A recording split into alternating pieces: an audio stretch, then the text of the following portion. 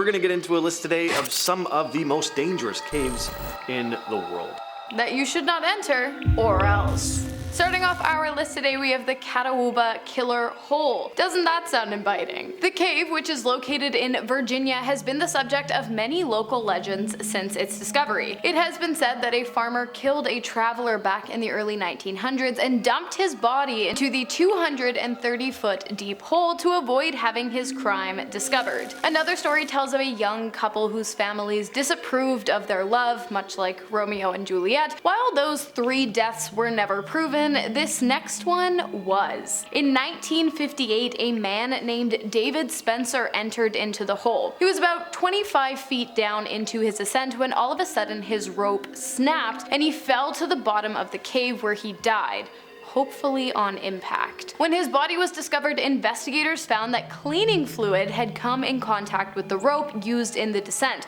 causing its fibers to weaken and eventually break. While the death was determined to be an accident, it's really impossible to be sure. The cave is now off limits to the general public due to its dangerous nature and incredibly dark history, but as we know, a keep out sign doesn't have much effect on urban explorers of the 21st century, but maybe a warning from the top 10 family might.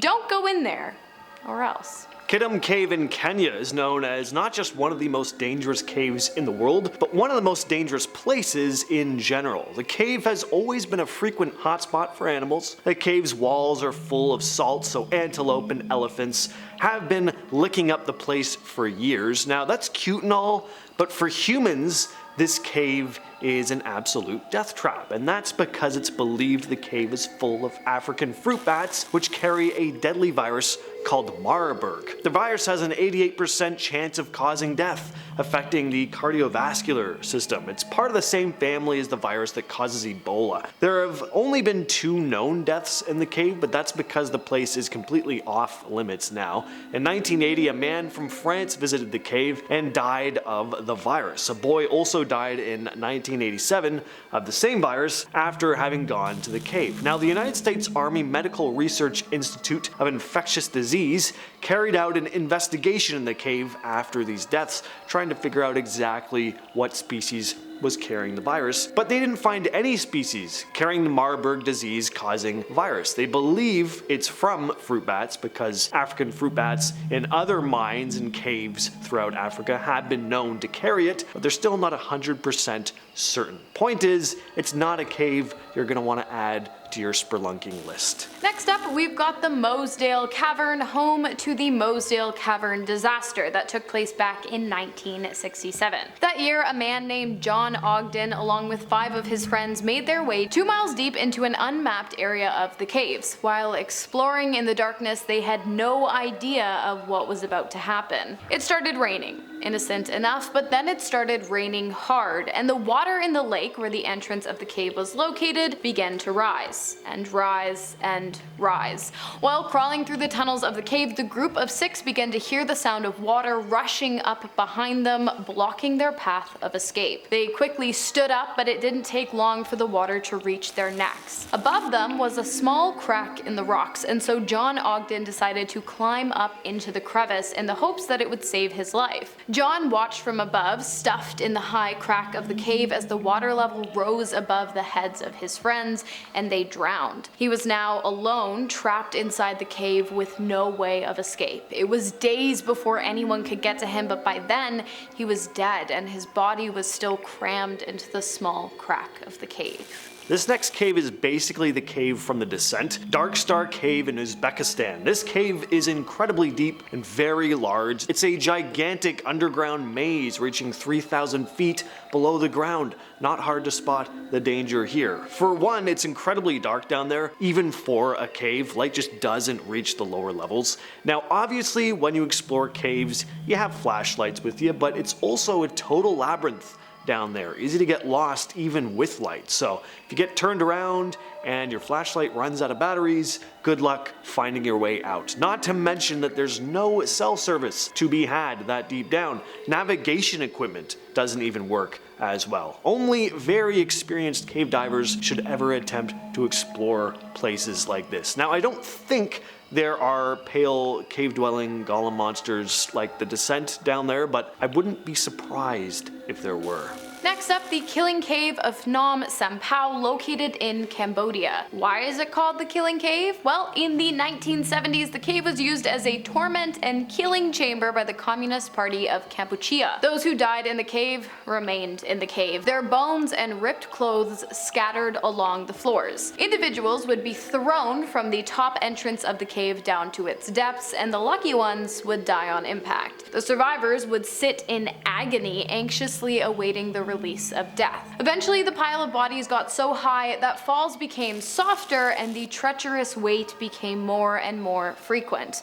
Could you imagine just waiting to die sitting on top of a pile of corpses with absolutely no way of escape? Today, the caves, still covered in the bones of the deceased, are open to tourists, but considering its dark history and all of the lost souls who died there and probably never left, I don't think I would personally recommend this one. But that's just me. Naica Mine, also known as the Cave of Crystals in Mexico, is a pretty spectacular looking place, but it's probably best just to look at the breathtaking pictures and call it a day, because the place will literally take your breath away. The conditions of the cave are almost unbearable. The cave is full of massive gypsum crystals. It looks like an alien planet or something, or like Superman's Fortress of Solitude, but it's basically the opposite of the Fortress of Solitude. It's unreasonably hot and humid in there, with temperatures reaching up to 120 degrees Fahrenheit or about 50 degrees Celsius. On top of that, the gypsum can be very sharp. Gotta be incredibly careful where you walk. Explorers are required to also wear specialty suits filled with ice in order to fight the unbearable heat. They're also equipped with respirators to protect against the acidic pH in the air. They can only spend about 40 minutes exploring the place. Next, we have the underwater cave located beneath Poganica Bay in Croatia. If you thought you had thalassophobia before, you're definitely gonna have it now. In 2002, a diver was found dead at the bottom of the cave, 177 feet below the surface. He was wearing a dive suit, but no mask. Oh, and there was a 12-inch blade jammed directly into the left side of his chest.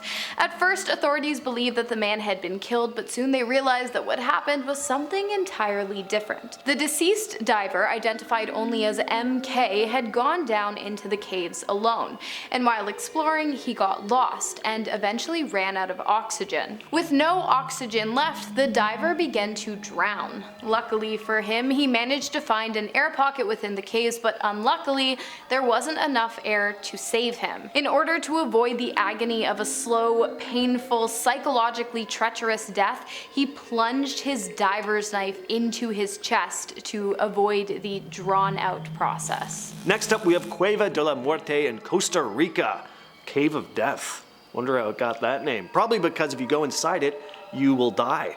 Cave diving is always a risk. There's the chance of getting lost, stuck, rocks could collapse. There's a whole list of potential hazards, but the Cave of Death is a literal death trap, and that's because the atmosphere inside of it is almost entirely carbon dioxide. There's only a small entry point into the cave that you'd have to crawl into to get in, so luckily it's not like you'll just accidentally waltz in there. Not that anyone would just be walking around and then just accidentally walk into a cave, but animals probably do go in there and they die. If you attempt to check the cave out though, it wouldn't take long before you suffocated. There are warnings marked with skulls outside of the entrance for a very good reason. Next up, we have the Nam Talu caves in Thailand. In 2007, Helena Carroll, her boyfriend John Cullen, and 7 others entered the caves during monsoon season, despite warnings from locals who had told Helena specifically that if she were to enter the cave, she would not make it out. While exploring the depths of the caves, the group suddenly heard a loud roar and they turned around to see water rushing towards them. Tom and Helena watched as 2 members of their group were swept away by the rising waters. They frantically began to climb in an attempt to avoid the rising water levels, and as they did, they saw another 2 members of their party get swept into the current. They managed to climb into a high crevice. It was dark, but they could still hear the rushing of the waters below. At some point, John decided that he had to do something. He told Helena that if they stayed where they were with no help, they would die, so he instructed her to stay put and then dove into the waters. His plan had been to swim out and find help. Helena watched as John jumped into the water and was immediately dragged into the current. 8 hours later, rescuers found her cold, wet, and terrified. When she emerged from the cave, she saw the bodies of all 7 explorers, along with her beloved John, lying lifeless on the grass, and that's when she realized that she was the only one to make it out alive. And we finish off today with Plura Cave in Norway. This cave is only accessible through a half-kilometer dive below the icy water. In 2014, the cave was deemed one of the most dangerous spots in Norway after a group of divers attempted to explore it, 2 of which lost their lives. The first 2 divers began their descent, and 2 hours later, with the sediment raised up after the first 2 had gone in, settling down now, the next 3 divers followed behind. But the first 2 divers hadn't made it to their destination. One of them got stuck in a narrow section of the cave, tangled up in a cord connected to a piece of his equipment, and he was panicking, breathing too quickly, and risking carbon dioxide poisoning. The other diver attempted to give him a cylinder of gas to reduce the carbon dioxide in his system, but while switching mouthpieces, he started swallowing in water. He died stuck between the rocks.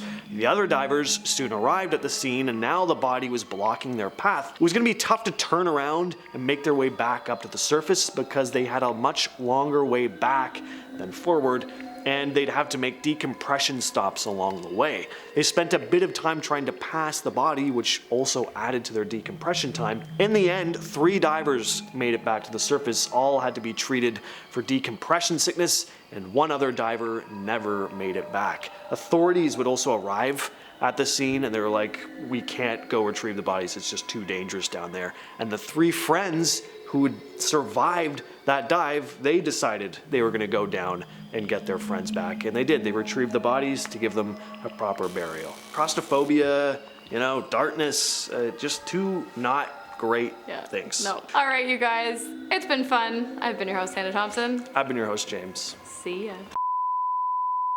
Have you ever explored a cave, Hannah? Yes, I have, in Puerto Rico, actually. Oh, cool. It was awesome. Have you? No, I haven't. Oh, well. And videos like this are probably the reasons why. Let's see what these have to say.